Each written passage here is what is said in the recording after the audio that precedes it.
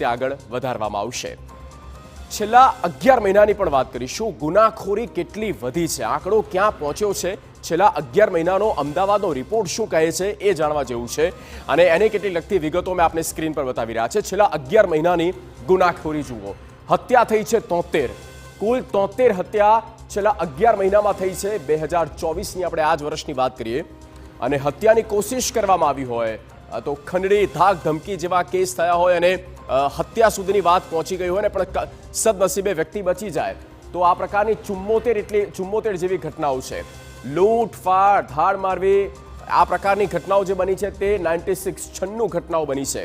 અને ત્યારબાદ આ વધુ એક ગ્રાફિક છે। છેલ્લા 11 મહિનાની ગુનાખોરીની ગરફોડની વાત કરીએ, 312 કેસ આ તો ચોપડે નોંધાયેલા કેસ છે, જે ડોક્યુમેન્ટ ફાઇલ્સ થયા છે તેની વાત છે। ગરફોડ ચોરીના 312 કેસ નોંધાયા। ઠગાઈ કરવામાં આવી હોય, છેતરપિંડી કરવામાં આવી હોય, સ્કેમ થયું હોય તો એવા 420, આંકડો પણ ગજબ છે, 420 કેસ થયા છે।